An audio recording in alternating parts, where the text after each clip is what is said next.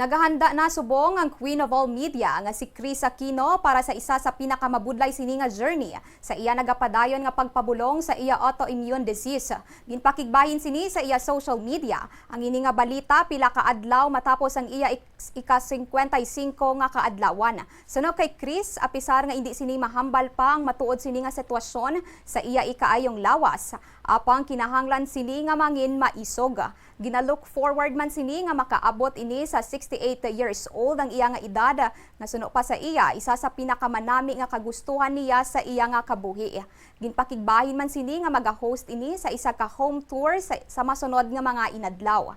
Nahibaluan nga madugay na nga nagapakigbato si Kris sa pila ka mga autoimmune disease apang perme man ini nagalaom sa iya pag-ayo. Sa karon nagapabili ng actress the host sa hospital sa sulod na sang anong kasemana bangod sa iya operasyon. Nagapasalamat man ini sa anay nobyo sini nga si Dr. Micah Padlad sa pagbulig sa iya journey sa pagpaayo sa kaangay sini nga sakit.